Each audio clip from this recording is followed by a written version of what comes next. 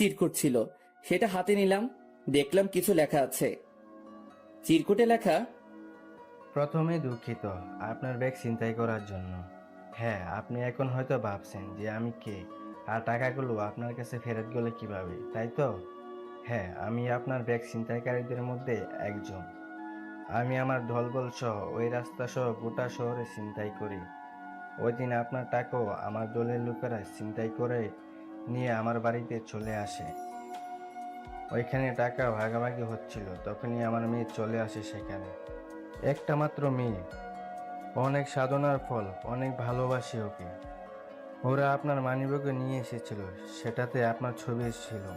সেটা নিয়ে আমার মেয়ে আমার কাছে এলো, এসে জিজ্ঞেস করলো যে আব্বু, ছবিটা তুমি কোথায় পেলে? আমি কি বলবো যে আমি চুরি করে এনেছি? আমি জিজ্ঞেস করলাম, কেন আম্মু?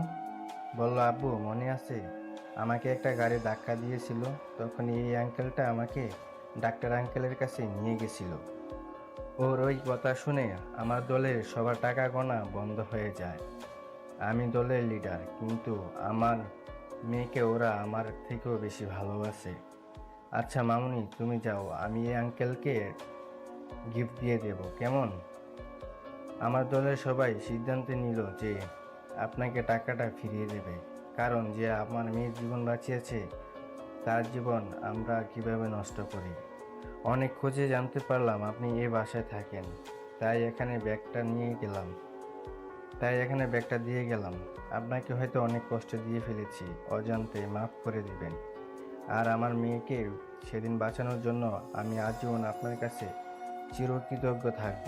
যে কোনো প্রয়োজনে আমাকে ডাকতে পারবেন। ইতি, কৃতজ্ঞ চোর। আমি চিরকুটটা পড়ে সৌরভকে দিলাম। ও পড়লো পুরোটা। আমি একটা প্রফুল্ল হাসি দিলাম। একটা মেয়েকে বাঁচিয়েছিলাম একদিন, আজ তার পুরস্কার পেলাম। আসলে একটা কথা আছে, আপনি যদি কারো ভালো করেন তাহলে তার প্রতিদান কোনোদিন কোনোভাবে নিশ্চিত পাবেন। আজও তাহলে পৃথিবীতে মানুষ উপকারকারীর কৃতজ্ঞতা স্বীকার করে। সেটাই তো দেখছি।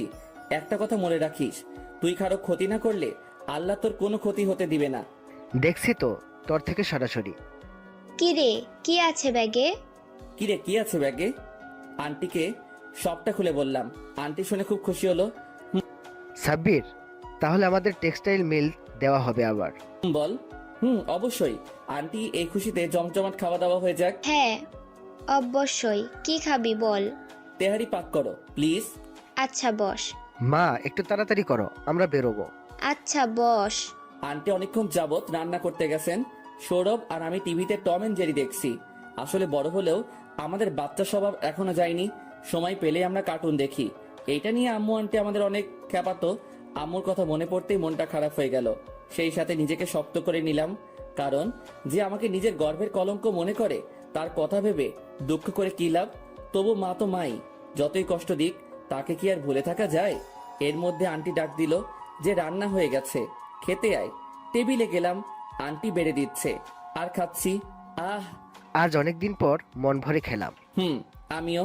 তুই তো সকাল থেকেই না খেয়ে আছিস। মানে?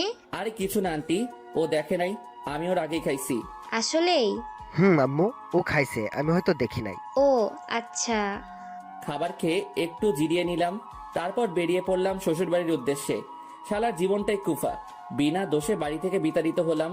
এখন আবার বিয়ে করলাম, বউয়ের সাথে কিছু করলামই না, হয়ে গেলাম ধর্ষক।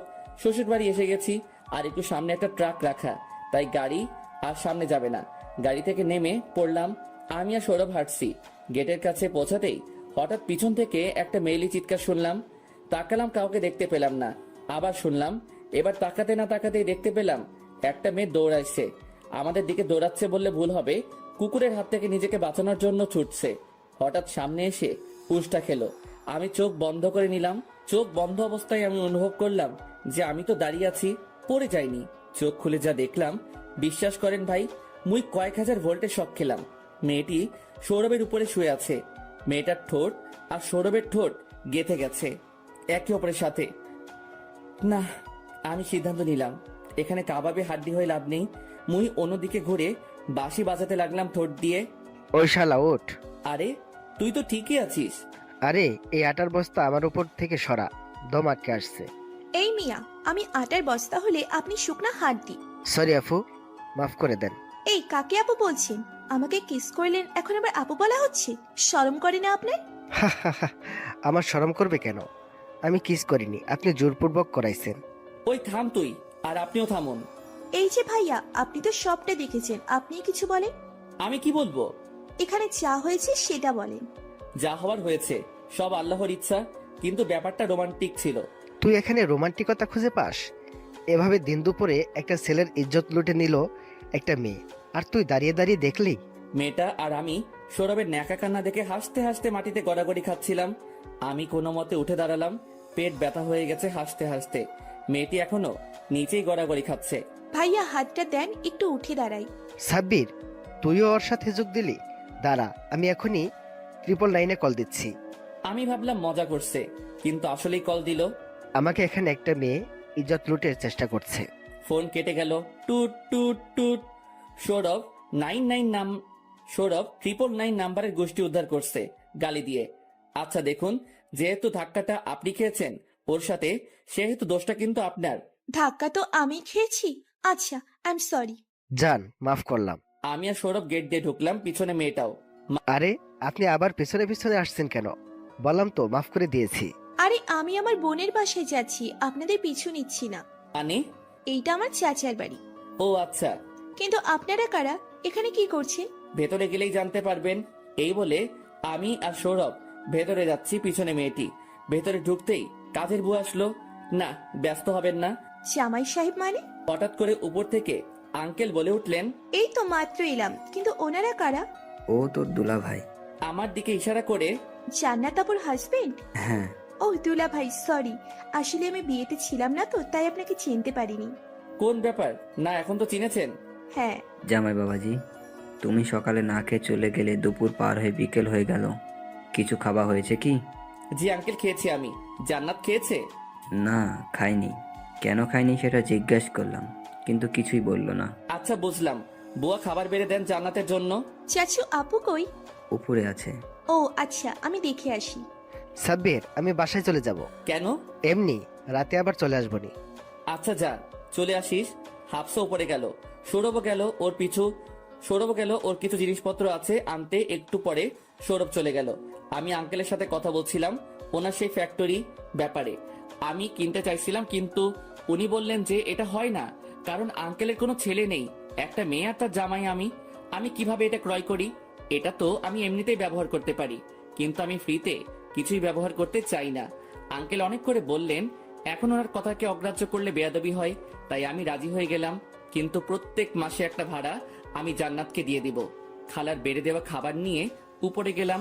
রুমে প্রবেশ করতেই দেখলাম যে জান্নাত খাটের কোণায় বসে আছে। আমি কাছে গেলাম, খাবারটা টেবিলে রাখলাম। গায়ে হাত দেওয়ার সাহস পাচ্ছি না। কাল রাতে যা করেছি আর সকালে যা ভুগেছি, সেটার পরে তো ভুলেও না। আমি আস্তে করে জান্নাতকে ডাক দিলাম। মাথা তুলে তাকালো। আমি ওর উদ্দেশ্যে খাবার প্লেটটি এগিয়ে দিলাম। দেখুন, আপনি আমার উপরে রাগ করে থেকে খাবার না খেয়ে নিজেকে প্লাস আমাকে কষ্ট দিবেন না দয়া করে। আমি যদি কোনো ভুল করেও থাকি, তার জন্য আমাকে মাফ করে দিবেন। ওইরকম ভুল আমি জীবনে করব না। জান্নাতের চোখগুলো দেখতে পেলাম এলোমেলো, চুলের ভেতর দিয়ে লাল হয়ে আছে, হয়তো কান্না করেছে তাই। সরি। হঠাৎ মনে হলো যে জান্নাত সরি বলেছে।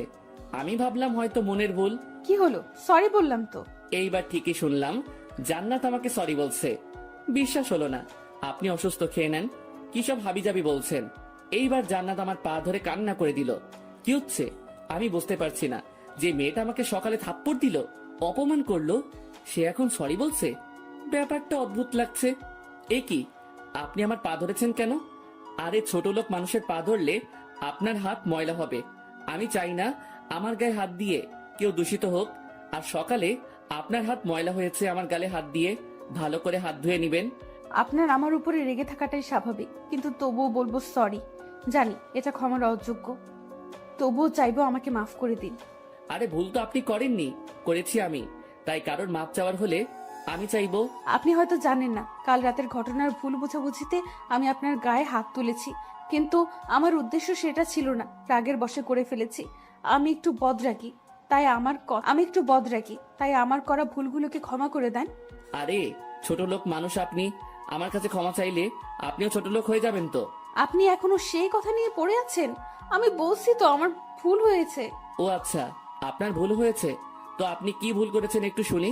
তো কাল রাতে আমার জ্বর এসেছিল বৃষ্টিতে ভেজার জন্য, আর আপনি সারা রাত জেগে আমার সেবা করে আমাকে সুস্থ করে তুলেছেন, আর তন্দ্রাচ্ছন্ন হয়ে আপনি আমার সাথে শুয়েছিলেন। আর আমি ভেবেছি আপনি আমাকে খারাপ কিছু করার চেষ্টা করেছেন, তাই রাগের বশে আপনাকে। থাক আর বলতে হবে না। তা আপনি কিভাবে জানলেন এসব? আপনার বন্ধু সৌরভ আমাকে দুপুরে সবটা বলেছে। ও এই ব্যাপার। তাহলে দুপুরে যখন আঙ্কেলের সাথে কথা বলছিলাম, সৌরভ তখন উপরে এসে সব কথা বলে দিয়েছে। ওকে পরে জিজ্ঞাসা করা যাবে। আর এইদিকে প্লিজ আমাকে মাফ করে দিন, আমি তো আপনার বউ, তাই না? তাই আমার উপর আপনার সম্পূর্ণ অধিকার আছে। আর আপনার উদ্দেশ্য যদি খারাপ হতো তাহলে তো আপনি আমার শর্ত মানতেই অস্বীকার করতেন। আপনার বউকে কি ক্ষমা করা যায় না? জান্নাতের কণ্ঠে আমি আক্ষেপ দেখতে পেলাম। কিন্তু এত সহজে তো ওকে ক্ষমা করা যাবে না, আর ক্ষমা করলেও ওকে বুঝতে দেওয়া যাবে না। ওকে একটু বাজিয়ে দেখতে হবে যে এই আক্ষেপটা কি সাময়িক নাকি চিরস্থায়ী। বউ, এই কথাটা আপনার মুখে মানায় না। আপনি বড়লোক বাবার একমাত্র মেয়ে, আমি ছোট লোক গরিব। আপনার কাছে অপমান জিনিসটা ক্ষণস্থায়ী হলেও এটা আমাকে অনেকটা আঘাত করেছে। যার জন্য এসেছিলাম, শুনলাম আপনি খাননি, তাই খাবার নিয়ে এলাম। খেয়ে নিন, শরীর খারাপ করবে। আমি খাবো না, আপনি আমাকে ক্ষমা না করলে আমি খাবো না। আমার ক্ষমা করার সাথে খাওয়ার কি সম্পর্ক? আছে, অনেক জটিল সম্পর্ক আছে। আচ্ছা, আপনি খেয়ে নেন, আমি ভেবে দেখব। তাহলে আপনি খাইয়ে দেন। কি বলেন, আমার হাতে খাবেন? আপনার সম্মানে লাগবে না তো আবার? এখন কিন্তু রেগে যাচ্ছি। না, এই মেয়েকে রাগিয়ে লাভ নেই। ক্ষমা চেয়েছে সেটা তো কখনই করে দিয়েছি, কিন্তু এটা ওকে বুঝতে দেওয়া যাবে না। আর বউ আমার না খেলে আবার অসুস্থ হয়ে যাবে, তাই খাইয়েই দেই। কিছু হলে তো আমারই হবে। আপনাদের কি আমার 10টা না 5টা না, একটা মাত্র সুন্দরী বউ। আচ্ছা বসুন, আমি খাইয়ে দিচ্ছি। জান্নাত চুলগুলো ঠিক করে আমাকে নিয়ে খাটে বসালো আর আমার সামনে বসে পড়লো, ঠিক যেমন বাচ্চারা করে তেমন। আমি এর আগেও চাচাতো, খালাতো, ছোট ভাই বোনদের খাইয়ে দিয়েছি, তাই এক্সপেরিয়েন্স আছে। আমি জান্নাতকে খাইয়ে দিতে লাগলাম, আরও বাচ্চাদের মতো শব্দ করে খেতে লাগলো। এটা দেখে হাসি থামাতে পারছিলাম না, তবুও অনেক কষ্টে হাসি চেপে রেখেছি। জান্নাত খাচ্ছে ঠিকই, কিন্তু ওর মনোযোগ আমার মুখশ্রীর দিকে। ড্যাব ড্যাব করে তাকিয়ে আছে। আমাকে খাইয়ে দিচ্ছেন, আপনি খেয়েছেন? আমার খাওয়া না খাওয়ার সাথে আপনার কি সম্পর্ক? সম্পর্ক আছে, তাই তো জিজ্ঞেস করেছি। খেয়েছি আমি। আর কিছু বলল না। জান্নাতকে খাইয়ে দিয়ে আমি নিচে চলে আসলাম। আঙ্কেল নিচে বসে আছেন। বাবা, মেয়েটা খেয়েছে? হ্যাঁ, আমি খাইয়ে দিয়েছি। আমাকে বাঁচালে বাবা। আমার মেয়েটা আসলে অনেক জেদি, একবার রাগ করলে সহজে রাগ ভাঙে না, আর একটু বাচ্চাদের মতো। আমি জানি না তোমাদের মধ্যে কি হয়েছে, তবে এটুকু বলবো যে ওকে কোনোদিন কষ্ট পেতে দিও না বাবা। আমার মা মরা একমাত্র মেয়ে। আঙ্কেলের কথাগুলো ঠিকই, আমি চাই না ওকে কষ্ট দিতে, তবুও ওকে একটু পরীক্ষা করে দেখতে হবে। সন্ধ্যা হয়ে এসেছে, প্রায় ছাদে বসে আছি। সৌরভ এসেছিল, ওকে ফোন দিয়েছিলাম ফ্যাক্টরির জন্য। প্রয়োজনীয় মেশিন আর যন্ত্রপাতি কিনতে পাঠিয়েছি টাকা দিয়ে। সব অর্ডার করে রেখেছি, ও শুধু সেগুলো আনবে আর সব গোছগাছ করবে। একটা সিদ্ধান্ত নিয়েছি, যেটা সৌরভকে পরে জানাবো। হঠাৎ কারোর গলার আওয়াজে পেছনে তাকালাম। আওয়াজটা চেনা। হ্যাঁ, এটা জান্নাতের গলা। আর পেছনে জান্নাত দাঁড়িয়ে আছে, হাতে কফির মগ। কি ভাবছেন এত মশগুল হয়ে? তেমন কিছু না, নতুন ফ্যাক্টরির ব্যাপারে। আপনি নতুন ফ্যাক্টরি দিচ্ছেন নাকি? খুব বড় না, তবুও। ও মা, এটা তো ভালো কথা। ও হ্যাঁ, আপনার সাথে একটা কথা বলার ছিল। হ্যাঁ, বলে ফেলুন। আপনাদের ঢাকা শিল্প এলাকায় যে পরিত্যক্ত ফ্যাক্টরিটা আছে, সেটাতেই আমার ফ্যাক্টরি দিচ্ছি। তো কি হয়েছে? এটা নিয়ে কি বলার আছে? আছে, অনেক কিছু আছে। প্রথমত, ফ্যাক্টরিটা আমার না, আপনার। আর আমি কোনো কিছু বিনামূল্যে ইউজ করি না, তাই বলুন ওইটার জন্য কত ভাড়া দিতে হবে? 100 কোটি মাত্র প্রতি মাসে? ও মোর খোদা, কি তখন আমনে 2 ইঞ্চি জায়গার এত ভাড়া?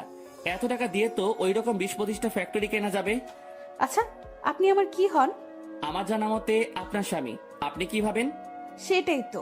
আমার বাবা কি আরো 4-5টা ছেলে মেয়ে আছে? আমার জানা মতে না।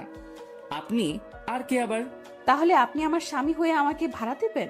তাহলে এই সকল সম্পত্তির মালিক আমি, আর বিয়ের পর আমার স্বামী। তাই আপনার জিনিস আপনি যেখানে খুশি ব্যবহার করুন, কিনুন, বেচুন, যা ইচ্ছা করুন, আমাকে জিজ্ঞেস করার কিছু নেই। আমি ছোট লোক হতে পারি, কিন্তু এতটা নিচ না, ঠিক আছে? আপনি যা ভাবেন তাই। জান্নাত রাগে গজগজ করতে করতে চলে গেল। আমি কফিটা শেষ করে নিচে নামলাম। রাত হয়ে গেছে প্রায়। সৌরভ চলে এসেছে, ওর কাজ কমপ্লিট, সব ব্যবস্থা করা হয়ে গেছে। আর ও নিয়োগ বিজ্ঞপ্তিও দিয়ে এসেছে। ও বলল যে সবকিছু ঠিকঠাক থাকলে 2 দিন পরেই ফ্যাক্টরি চালু করতে পারবো। আর অর্ডারও পেয়ে গেছি। দোস্ত, আমি অনেক খুশি হয়েছি। আচ্ছা, আমি একটা জিনিস বুঝতে পারলাম না, সব কাগজপত্রে আমার নাম কেন তোর নামের সাথে? শালা, তোর কি মনে হয় এটা আমার একার পরিশ্রমে সম্ভব হয়েছে? তুই না থাকলে আমি কোনো দিনও এত দূর আসতে পারতাম না। তাই ফ্যাক্টরির অর্ধেক মালিকানা তোর। এটা কি করে হয়? সব হয়। তুই আমার বন্ধু না ভাই? আমার যা আছে সব তোর, খালি বউটা বাদে। শালা, তুই মানুষ হবি না। যেটা ভাবস তুই। আচ্ছা, ভাবির কি খবর? তুই যেমন ব্যবস্থা করেছিস তেমন। মানে? শালা, তুই তো সবই বলে দিছিস। ও আমার কাছে মাপ চাইছে, আমি মনে মনে করে দিছি, কিন্তু ওকে বুঝতে দেই নাই। দেখতে হবে ও কতটা ভালোবাসে আমাকে। আচ্ছা, কিন্তু বেশি কষ্ট দিয়ে ফেলিস না। সেটা আবার বলতে হয় নাকি? রাতে ডিনার টেবিলে সবাই একসাথে ডিনার করলাম।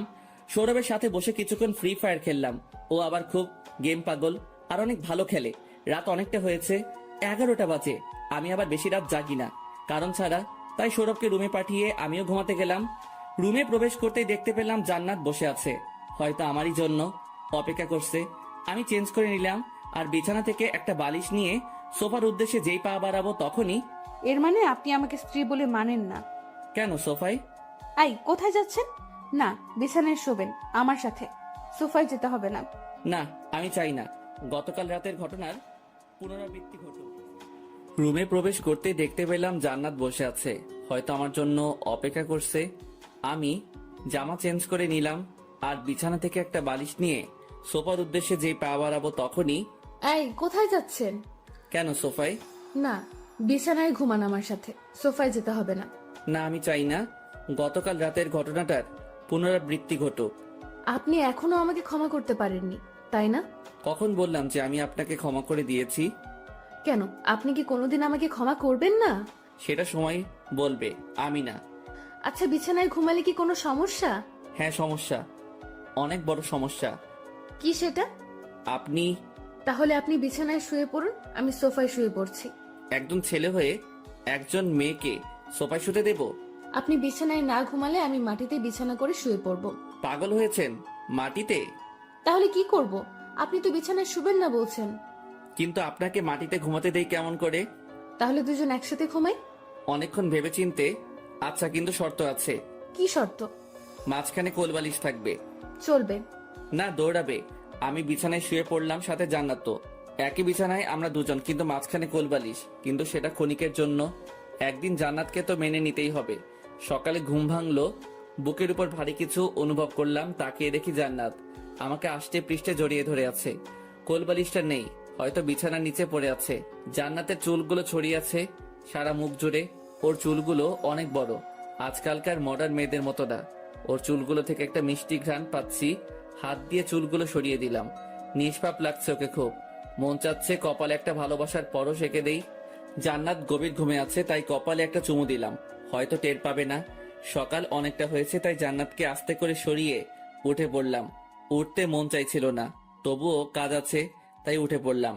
বাইরে গেলাম, বাগানে একটু হাঁটাচলা করলাম। কাজের বুয়া খালাকে চা দিতে বললাম, উনি চা বানিয়ে এনে দিলেন। কফি তেমন একটা ভালো লাগে না, চা খাচ্ছিলাম। সৌরভও এসে হাজির। ও আমার সাথে বসে চা খেতে লাগলো। ফ্যাক্টরিতে যাব, একটু ওর সাথে নাস্তা করে বেরিয়ে পড়লাম। আঙ্কেল বলল যে কি যেন একটা কাজ আছে, যদি পারি তাহলে যেন করি।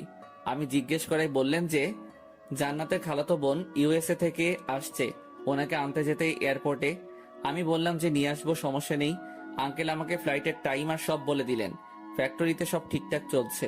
লোক নিয়োগ দেওয়া হয়েছিল, যার ফলে অনেকেই ইন্টারভিউ দিয়ে গেছে। মোটমাট 1000 জন লোক হয়েছে, আরো 500 লোক নিয়োগ হবে, যেগুলোর মধ্যে কিছু কিছু উচ্চপদস্থ কর্মকর্তা। তাই সৌরভ আর আমি ইন্টারভিউগুলো নিচ্ছি। দেখতে দেখতে দুপুর হয়ে গেছে, আর লোক যাদের নিয়োগের কথা ছিল সবারই ইন্টারভিউ নেওয়া হয়েছে। অনেকে বাদ গেছে আর অনেককেই সিলেক্ট করা হয়েছে। ফ্যাক্টরিতে তেমন বড় না, তবু বড় করতে খুব একটা বেশি সময় লাগবে না যদি মেহনত করতে পারি। ম্যানেজারকে সবটা বুঝিয়ে দিয়ে আমি আর সৌরভ চলে গেলাম এয়ারপোর্টের উদ্দেশ্যে। আঙ্কেল গাড়ি পাঠিয়ে রেখেছেন, 10 মিনিট হলো অপেক্ষা করছি। এর মধ্যে কাঙ্ক্ষিত ফ্লাইটটি ল্যান্ড করলো। আমি আর সৌরভ নামের বোর্ড নিয়ে দাঁড়িয়ে আছি। অনেকক্ষণ হলো দাঁড়িয়ে আছে কিন্তু কেউ আসছে না এদিকে। হঠাৎ সামনে একটি মেয়ে এসে দাঁড়ালো। স্মার্ট, স্টাইলিশ, বিদেশ থেকে এসেছে, দেখলেই বোঝা যাচ্ছে। এসে আমাদের ইশারা করলো যে আমরা যাকে খুঁজছি সেই। মেয়েটি ব্যাগগুলো রেখে অগ্রসর হচ্ছে। আমাদের মনে হয় ড্রাইভার বা কাজের লোক ভেবেছে। কি রে, ব্যাগগুলো রেখে গেল কেন? আমাদের কি কাজের লোক মনে করছে নাকি? সেটাই হবে হয়তো। কি করবি এখন? এখন একে বাড়িতে নিয়ে যাই, বাকিটা এই নিজেই বুঝে নিবে বাড়িতে পৌঁছানোর পরে। আচ্ছা, মেয়েটা মনে হচ্ছে অহংকারী।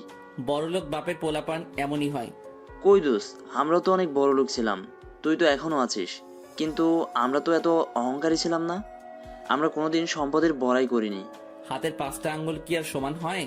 সব কিছুতেই ভালো মন্দ আছে। এই যে ভকভক করা বাদ দেন, গাড়ি চালান। মেয়েটিকে অর্থাৎ ঈশাকে নিয়ে বাসায় পৌঁছালাম। আসার সময় আমার কোম্পানির সামনে দিয়ে আসছিলাম, তখন আব্বুকে দেখতে পেলাম। অফিসের সামনে অনেকদিন পরে দেখলাম শুকিয়ে গেছে। ট্রাফিক জ্যাম ছিল, তাই অনেকক্ষণ দেখার সুযোগ পেলাম। হঠাৎ মনে হলো আব্বু যেন আমাকে দেখতে পেয়েছে, কিন্তু ততক্ষণ জ্যাম ছুটে গেছে, তাই গাড়ি চালিয়ে চলে আসলাম। বাড়িতে পৌঁছে খালু, আপনার ড্রাইভারগুলো তো অনেক হ্যান্ডসাম। আজকাল এমন ড্রাইভার পাওয়া যায় নাকি? আঙ্কেল জান্নাত লাঞ্চ করতেছিল। ঈশার কথা শুনে দুজনেই ঈশার দিকে অগ্নি দৃষ্টিতে তাকিয়ে রইলাম। কি হলো? কি বললাম খালু? এভাবে দেখছেন কেন? আর জান্নাত আপু, তুইও এভাবে দেখছিস কেন? যেন চোখ দিয়ে খেয়ে ফেলবি। তুই জানিস কাকে ড্রাইভার বলেছিস? কাকে আবার? ড্রাইভারকে ড্রাইভার বলেছি? ও ড্রাইভার না, আমার হাজবেন্ড, তোর দুলাভাই। আর সাথে একটা সৌরভ, তোর দুলাভাইয়ের বেস্ট ফ্রেন্ড। তোর সাহস কি করে হয় আমার হাজবেন্ডকে ড্রাইভার বলার? কি বলছিস কি? বিশ্বাস হচ্ছে না। আমি তো জানতাম তোর বিয়ে হয়েছে, কিন্তু তোর হাজবেন্ড তো উনি না। আমি তো আরেকজনের ফটো দেখেছিলাম। ওই ছেলে 1 নম্বরের চিটিং বাজ, ওর সাথে কথা বলিস না। জান্নাত ঈশাকে সবটা বলল, কিভাবে ওর সাথে আমার বিয়ে হয়। সবটা শুনে ঈশা চমকে গেল, আমাদের দিকে এমন করে তাকালো যেন এলিয়েন। কোনো ব্যাপার না, আপনি ভুল বুঝতে পেরেছেন, এটাই অনেক।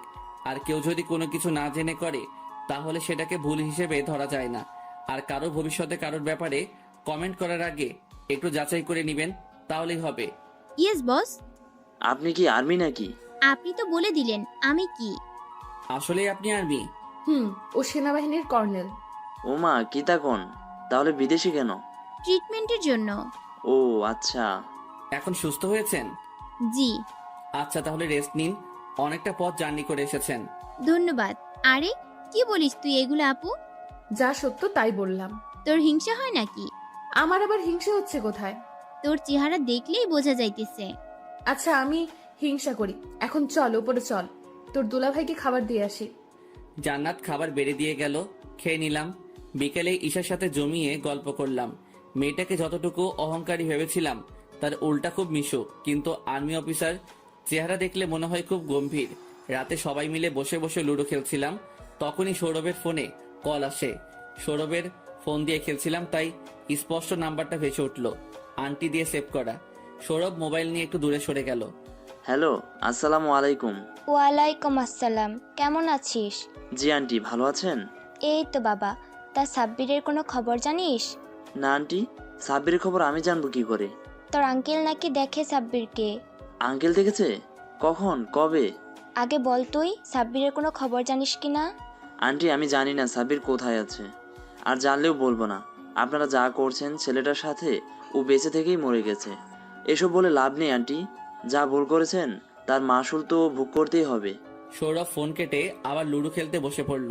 সৌরভ ভাইকে ফোন দিয়েছিল, সাব্বিরকে খুঁজছিল। কেউ না, পুরনো অতীত, মানে কিছু না। সাব্বির, তুই একটু সাইডে আয়। বলো। একটু দূরে সরে গিয়ে। তোর মা ফোন দিয়েছিল। জানি, পরে কি?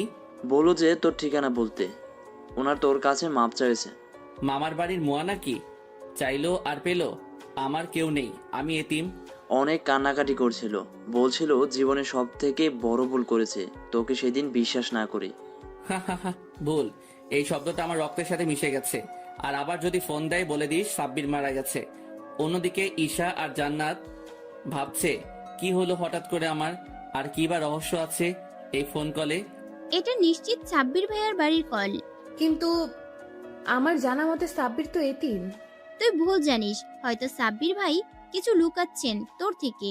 হতে পারে, কিন্তু কি সেটা? তুই জিজ্ঞেস করে নিস। আমাকে বলবে না? কেন? জান্নাত বাসরাতের কথা সবটা খুলে বলে ঈশাকে। এইরকম একটা মানুষকে তুই মেরেছিস? হ্যাঁ, আমার অনেক বড় ভুল হয়েছিল, সবটা না জেনে জেদের বশে করেছি। আর যাই হোক, আমার অভিজ্ঞতা থেকে বলতে পারি ভাইয়া খারাপ মানুষ না, কিন্তু ভাইয়ার ভেতরে অনেক রহস্য আছে। কি সেটা?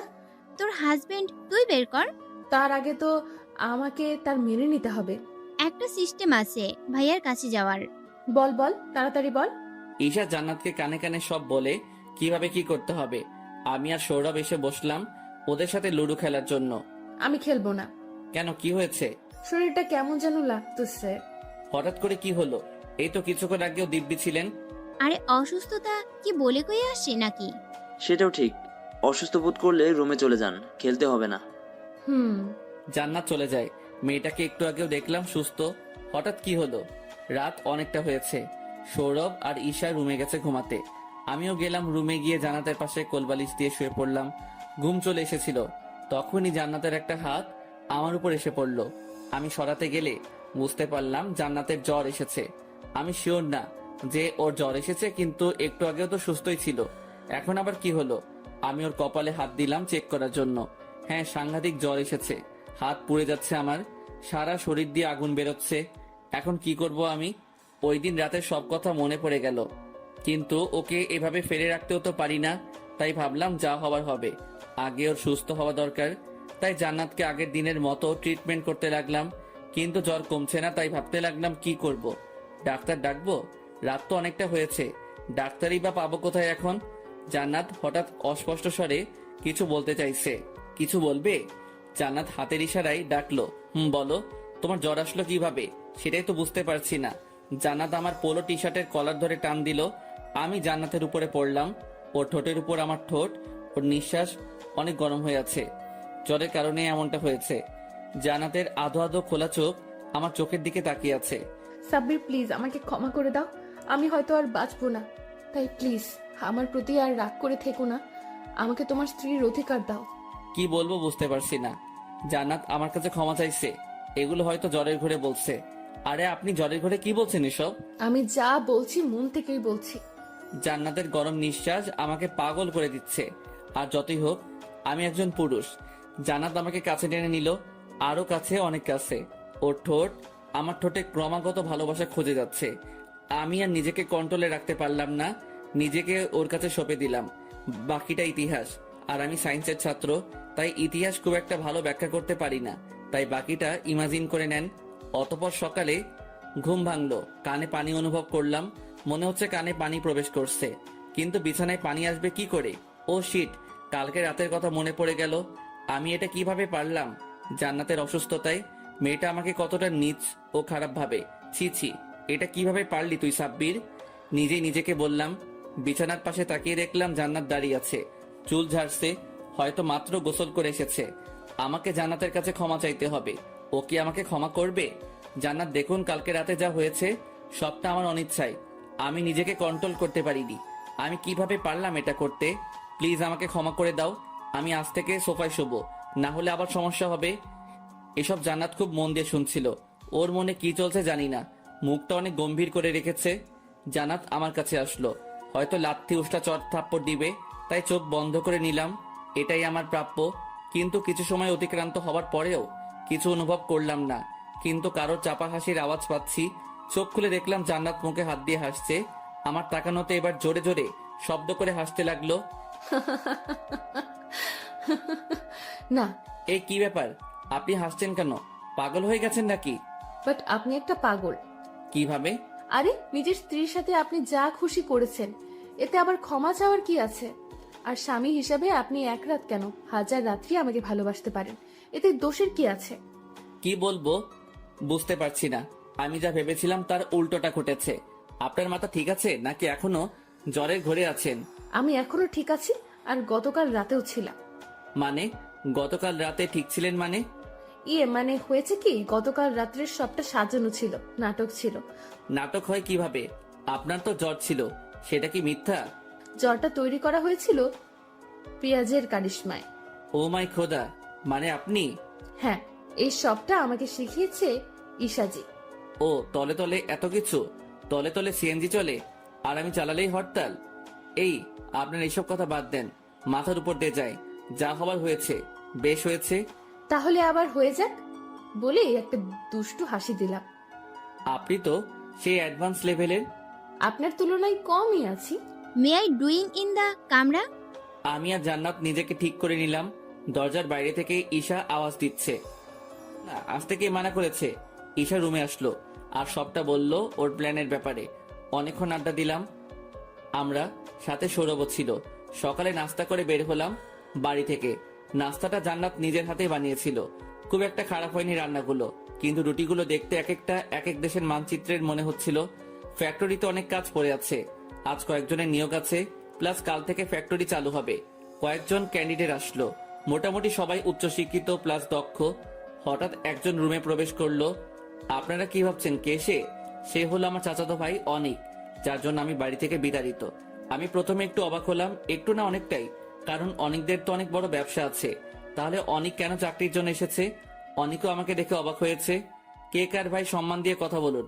আমি আপনার ভাই না, এই ফ্যাক্টরির মালিক আপনার স্যার। অনিকের ইন্টারভিউ নেওয়া হলো, সবাইকে বাইরে ওয়েট করতে বলা হয়েছে। সৌরভ আর আমি কথা বলছি ওদের ব্যাপারে, যে কাকে নেওয়া যায় কাকে না। সৌরভ বলল অনিককে তো কোনো মতেই নেওয়া যাবে না। আমি ওর কথায় সায় দিলাম, কারণ এরকম একজন চরিত্রহীন বহুরূপী সবার জন্য বিপজ্জনক। বাসায় আসার সময় গাড়িতে বসে আছি, একটু ফেসবুকে ঢুকলাম। অনেকদিন ঢোকা হয় না। একটা মেসেজ দেখতে পেলাম, মা পাঠিয়েছে। মা নামক শব্দটা ইদানিং আমার কাছে অনেক হাস্যকর মনে হয়। বাবা আমাকে ক্ষমা করে দেয়, আমি অনেক বড় ভুল করে ফেলেছি, বাড়ি ফিরে আয়, সবাই তোর অপেক্ষায় আছে। মেসেজটি দেখে চোখে পানি চলে এলো আর খুব হাসি পেল। এখন সবটা ক্লিয়ার সবার কাছে, তাই আমাকে ডাকছে। আমার দোষ না থাকায় আমি আমার নিজের বাড়িতেই আমন্ত্রণ পাচ্ছি, কিন্তু কেউ আমার উপর বিশ্বাস করতে পারিনি, বিশেষ করে মা। সেটা আমাকে অনেক কষ্ট দিয়েছে, আর তাদের আমি কোনোদিনই ক্ষমা করতে পারবো না। দেখুক না কেমন লাগে, যন্ত্রণা কাকে বলে অনুভব করুক। আমি রিপ্লাই দিলাম, সাব্বির মারা গেছে, যে বেঁচে আছে তার মনে ক্ষমা নামক কোনো অনুভূতি নেই। পাষাণ সে। বাড়িতে ফিরলাম, গাড়ি ঢোকার সময় দেখলাম যে আরেকটা গাড়ি বের হয়ে যাচ্ছে, কিন্তু আশ্চর্য হলাম এটা দেখে যে এটা আমার বাড়ির গাড়ি। কিন্তু এটা এখানে কি করছিল? গাড়িটা বের হয়ে গেল এক সাইড দিয়ে, আর আমি এক সাইড দিয়ে ভেতরে প্রবেশ করলাম। আমি জান্নাত, জান্নাত, এই জান্নাত, কোথায় তুমি? জান্নাতকে ডাকতে লাগলাম। আরে কি হলো, এভাবে ডাকছেন কেন? বাড়িতে কে এসেছিল একটু আগে? এসবি গ্রুপের সিইওর স্ত্রী এসেছিলেন। কেন? এমনি এসেছিলেন সেই দিনের বিয়ের ব্যাপারে ক্ষমা চাইতে। ও আচ্ছা, আমি তো ভেবেছিলাম অন্য কিছু। কি ভেবেছিলেন? কিছু না। আচ্ছা সাব্বির, আপনার বাবা মা নেই? না, আমি এতিম। কিন্তু হঠাৎ এই প্রশ্ন কেন? 2 মাস পরে জানাতের এক ফ্রেন্ডের বাড়িতে ইনভাইট করেছে, আমাদের যেতে হবে। কিন্তু আমি যাব কি? জানাতের সব ফ্রেন্ড সার্কেল বিশাল বড় লোক, সেখানে জানাত আমাকে কি বলে উপস্থাপন করবে? সবার কাছে লজ্জিত হব না তো? এইসব ভাবতে লাগলাম ছাদে বসে বিকেলে। এখন একটু পরে সন্ধ্যায় রওনা হব আমরা। ছাদে বসে এইসব ভাবতে ভাবতে বিকেল কাটিয়ে সন্ধ্যা করে দিলাম। জান্নাত আর আমি গাড়িতে বসে আছি, এখন জান্নাতের ফ্রেন্ডের বাসায় যাচ্ছি। আমি যেতে চাইছিলাম না, কিন্তু জান্নাতের জেদের কাছে হার মানতে হলো। আমাদের সাথে সৌরভ আর হাফসাও এলো। হাফসার ফ্রেন্ডের বড় আপুই জান্নাতের ফ্রেন্ড, তাই হাফসাও ইনভাইটেড। ও, আপনাদের একটা কথা বলতে ভুলে গেছি, যে এই কয়দিনে হাফসার সাথে সৌরভের ভালো একটা সম্পর্ক তৈরি হয়েছে। প্রেম ভালোবাসা বলা যেতে পারে। গাড়ি চলছে তো চলছেই, আমার কেমন যেন একটা দমবন্ধ ফিল হচ্ছে। আগেও এরকম হয়েছে আমার সাথে, যখন আমি খুব বেশি নার্ভাস ফিল করি তখন। গেট দিয়ে গাড়ি ঢুকছে, বিশাল বাড়ি। আমাদের বাড়ির থেকে একটু ছোট, তবুও ভালোই। অনেক ডেকোরেশন করা হয়েছে সারা বাড়ি জুড়ে, গেট সহ সাজানো হয়েছে। কেউ দেখলে ভাববে হয়তো বিয়ে বাড়ি। জান্নাতের সাথে আমি নামলাম গাড়ি থেকে, ভেতরে গেলাম। সৌরভ আর হাফসাও গেল। জান্নাতের পরনে একটা দামি লেহেঙ্গা, আর আমার পরনে সাদা শার্ট আর কালো প্যান্ট, অফিস লুকের মতো। যেহেতু এটা একজনের বার্থডে আর সব বড় বড় লোকেরা আসবে, তাই সবাই স্যুট বুট পরে আসবে। জান্নাত ভেতরে গেল, সাথে আমিও। জান্নাতকে ওর ফ্রেন্ডের সাথে কথা বলতে দেখলাম। আমি চাইছিলাম না ওর ফ্রেন্ডের সাথে দেখা করতে, কারণ সবার সামনে হয়তো জান্নাত অপমানিত হবে, আর আমি চাই না জান্নাত অপমানিত হোক বা কোনো দুঃখ পাক। আমার আসল পরিচয় জানলে হয়তো এতক্ষণে সবাই আমাকে ঘিরে ধরতো। শহরের সবচেয়ে বড় লোক, কয়েকটা দেশের সর্বোচ্চ ধনীদের তালিকায় আমার নাম আছে। ছোটবেলাতেই আমার নাম ছবি ম্যাগাজিনের পাতায় প্রকাশিত হয়েছিল। আর এখানে যারা আছে বড়লোক আমার তুলনায় পয়সা করি মাত্র, কিন্তু আমার পরিচয় আমি দেব না। তাদের পরিচয় দেব যারা আমাকে অস্বীকার করে তাদের। জান্নাতকে এড়িয়ে চলে যাচ্ছিলাম, তখনই ঘটলো বিপত্তি। এক মহিলার সাথে ধাক্কা খেলাম। ওনার হাতে ড্রিঙ্কসটা ওনার জামায় লেগে গেছে। ধাক্কাটা উনি আমার সাথে খেয়েছেন, তবুও সরি বললাম। সরি, আসলে কি থেকে কি হয়ে গেল বুঝতে পারলাম না। আরে জামায় দাগ লাগিয়ে এখন সরি বলছেন? How dare you! আরে আরে, আপনি রাগ করছেন কেন? ভুলটা কিন্তু আপনার। তবুও আমি সরি বললাম। জান্নাত দূর থেকে ব্যাপারটা লক্ষ্য করেছে এবং দ্রুত আমার কাছে চলে এলো। কি হয়েছে এখানে? আরে জান্নাত, তুমি এখানে কখন এলে? এই তো আন্টি, কিছুক্ষণ আগে। তো তোমার হাজবেন্ড আসেনি সাথে? হ্যাঁ এসেছে তো, আপনার সামনেই দাঁড়িয়ে আছে। জান্নাত আমাকে ওনার সাথে পরিচয় করিয়ে দিল। উনি হচ্ছেন ওর ফ্রেন্ডের আম্মু, যার বার্থডে তার মা। ও, তাহলে তুমি জান্নাতের হাজবেন্ড? জি আন্টি। আমাদের কথাবার্তায় জান্নাতের আরো কয়েকজন ফ্রেন্ড আমাদের সাথে যোগ দিল। সবাই কথা বলছে, সবার সাথে পরিচিত হচ্ছে। পর্যায়ক্রমে এখন আমার পালা। এখানে যারা আছে সবাই বিশিষ্ট ব্যবসায়ী, নামি দামি লোক। সেই তুলনায় আমি ছোট একটি ফ্যাক্টরির মালিক। নিজেকে এখানে উপস্থাপন করলে জান্নাত হয়তো লজ্জিত হবে, তবু বললাম। সবাই কানাকানি করছে, মুখে না বললেও বোঝা যাচ্ছে যে সবাই জান্নাতকে আর আমাকে নিয়ে কথা বলছে। কথার টপিকটা মনে হয় আমার পেশা বা কাজ নিয়ে। আর এদিকে জান্নাতের চেহারার দিকে তাকাতে পারছি না আমি। মেয়েটা সবার কথায় লজ্জা পাচ্ছে। আমার ফোনে তখন একটা ফোন এলো। রিসিভ করার পর যা শুনলাম তার জন্য আমি মোটেও প্রস্তুত ছিলাম না। যা শুনলাম সেটা শুনে আমার পায়ের তলা থেকে মাটি সরে গেল। এইদিকে জান্নাত আর বান্ধবীদের কাছে আমাকে নিয়ে নানান কথা শুনছে, আর অন্যদিকে না, আমি আর এগুলো নিতে পারছি না। সব অভিমান ভুলে আমি পাড়ি জমালাম বাড়ির উদ্দেশ্যে। গাড়িতে বসে আছি আমি, গাড়ি ছুটছে বাড়ির উদ্দেশ্যে। চোখের পানি অঝরে ঝরছে, আমি কাঁদছি। আসার সময় আমার অবস্থা দেখে জান্নাত জিজ্ঞেস করেছিল যে কি হয়েছে, কিন্তু আমি কিছু বলতে পারিনি। কি বলতাম? আমার যে মা স্ট্রোক করেছে, কিন্তু কিভাবে আমি তোকে এতিম বলে পরিচয় দিয়েছিলাম। তাই এই কথা শুনলে ও অনেক অবাক হতো। জান্নাতকে বলেছি কিছু হয়নি, আমি একটু আসছি, পার্টি শেষ হওয়ার আগে চলে আসব। এসব ভাবতে ভাবতে গাড়ি যে কখন বাড়ির সামনে এসে পড়েছে বুঝতে পারিনি। গাড়ি থেকে নেমে বাড়িতে ঢুকলাম। অনেকদিন ধরে এসেছি, তাই সবকিছু একটু নতুন নতুন লাগছে। দারোয়ান সালাম দিল। বাড়ির বাইরে অনেক লোক, আমাদের পরিচিত অনেকে। আমি ভেতরে গেলাম। মূল দরজা দিয়ে ঢুকতেই আমি দেখতে পেলাম যে বাড়ির সবাই ডাইনিং স্পেসে বসে আছে। আমাকে দেখে সবাই অবাক হয়েছে। কেউ হয়তো ভাবতেও পারিনি আমি আসব। আব্বু আমাকে দেখে চোখের পানি ছেড়ে দিলেন, আর বাকিরা আমাকে দেখে নীরবে অনুতাপ করছে। খালা, খালু আর চাচা চাচি এখানে উপস্থিত আছেন, কিন্তু ওনারা আমার চোখের দিকে তাকানোর সাহস পাচ্ছে না। কিভাবে তাকাবে, কোন মুখে? ওনারা সেই অধিকার অনেক আগে হারিয়েছেন। আব্বু এসে আমাকে জড়িয়ে ধরে কান্না করে দিলেন, হাউমাউ করে কাঁদছেন। এরকমটা হবে ভাবিনি, কারণ আমি কোনোদিন বাবাকে কাঁদতে দেখিনি। বাবা, তুই কই ছিলি এতদিন? কত খুঁজেছি তোকে আমি আর তোর মা। জানিস কত রাত ঘুমাতে পারিনি, বুকের ভিতর কষ্টের বোঝা নিয়ে ঘুরে বেরিয়েছি। আপনারা কোন স্বার্থে আমাকে নিজেদের সন্তান দাবি করেন? যখন বাড়ি থেকে অপমানিত করে বের করে দিয়েছিলেন তখন মনে পড়েনি যে আমি আপনাদের সন্তান? আর আপনারা কিভাবে এত বড় একটা পাপের বোঝা আমার ঘাড়ে চাপিয়ে দিলেন? আপনারা কি আমি চিনতেন না? না আমি অপরিচিত বাইরের কেউ? বাবা, আমি তো তখন ছিলাম না। তুই তো জানিস যে আমরা আজ পর্যন্ত কারোর সামনে মাথা নত করিনি, কিন্তু ওই দিনের পরিস্থিতি আর সবটাই তোর মাকে বাধ্য করেছিল সবটা করতে। আর তোর মা তো এসব মন থেকে কিছুই বলেনি, যা বলেছে জেদের বসে। এই জন্যই তো আমাকে মেরে ফেলতে চাইছিলেন, তাই না? মানে? বিয়ে বাড়ির ঘটনাটা বললাম, মা যা বলেছিল সৌরভের কাছে সবটা বললাম। এসব অভিমান থেকে বলেছে। বাবা, তোর মা চাইতো যে তুই বাড়িতে ফিরে আসিস, কিন্তু কোনোদিন মুখ ফুটে বলতে পারিনি। সেটা আশেপাশের মানুষ আর জেদ থেকে। কিন্তু যেদিন তোর মা জানতে পারে যে তুই নির্দোষ, সবটাই অনেক আর রিমঝিমের কারসাজি, তখন তোর মা অনেক খুশি হয়েছিল। সেদিন তোর খালা, খালু আর বাকিদের অনেক অপমান করে তোর মা। তোকে বাড়ি থেকে বের করে দেওয়ার পরে তোকে বাড়ি থেকে বের করে দেওয়ার কষ্টে খাওয়া দাওয়া বন্ধ করে দেয়। সারাদিন একটা রুমে একা একা পড়ে থাকে। তিলে তিলে তাল হয়ে গেল তোর মা। আর বলতে পারলেন না আব্বু, কেঁদে দিলেন। আমাকে আগে বলনি কেন? আমি আগে জানলে তখনই চলে আসতাম। আচ্ছা এটা বলো, মা কোথায়, কেমন আছে? তোর মা উপরে আছে, ডক্টর এসেছিল একটু আগে। হসপিটালে নিয়ে গেলাম, পরীক্ষা নিরীক্ষা করে বলল যে একটু জন্য স্টক করেনি, কিন্তু শরীর খুব দুর্বল। এইভাবে চলতে থাকলে অনেক বড় সমস্যা হবে। তোর মা মারাও যেতে পারে। আমি উপরে চলে গেলাম। মা ঘুমাচ্ছেন, ডাক্তার ওষুধ দিয়ে গেছে। আমি মায়ের পাশে গিয়ে বসলাম। মা কারোর উপস্থিতি টের পেয়ে চোখ খুলল, কিন্তু কিছু বলছে না, নীরবে চোখের জল ফেলছে। আমি বলতে লাগলাম, কি হলো? আমাকে দেখে অবাক হচ্ছেন? এখনো মরিনি। বাবা তুই আমাকে ক্ষমা করে দে, আমি অনেক বড় ভুল করেছি তোকে অবিশ্বাস করে। আমি চাইনি এমনটা করতে, কিন্তু পরিস্থিতি আমাকে বাধ্য করেছে। বেঁচে আছি, এখন ক্ষমা চাওয়া হচ্ছে? কান্নায় বলতে পারছি না, গলা ধরে আসছে আমার। আয় বাবা বুকে আয়, অনেক দিন তোকে আদর করি না। আমি মায়ের কাছে গেলাম। আসলে মা জিনিসটাই অন্যরকম। আপনি যতই রাগ অভিমান করে থাকেন না কেন, মায়ের মুখটা দেখলে সব মাটি হয়ে যায়। আমি কোনোদিন ভাবিনি যে মাকে ক্ষমা করতে পারবো বা এ বাড়িতে আর আসবো কিনা, কিন্তু আজ মায়ের অসুস্থতার কথা শুনে ছুটে চলে এলাম। আসলে মা এমনই হয়।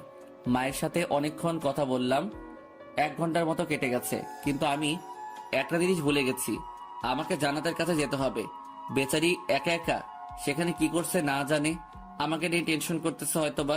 মায়ের থেকে বিদায় নিয়ে নিচে আসলাম। আব্বুকে বলতে যাব যে আমি বাইরে যাব। তখনই আব্বু বলল যে আমাকে কোথায় জানি যেতে হবে। এখন আব্বুকে মানা করি কিভাবে? আব্বুকে কিভাবে বলবো যে তার ছেলে তার বৌমার কাছে যাচ্ছে? আব্বু, আমার একটু কাজ আছে। সে থাক, এতদিন তো বাইরে নিজের কাজই করলি, আজ আমার কাজ কর। তুই এক জায়গায় যাবি, এখন আমাদের তো যাওয়া হবে না, তুই যাবি। কথা দিয়ে ফেলেছি, যেতেই হবে।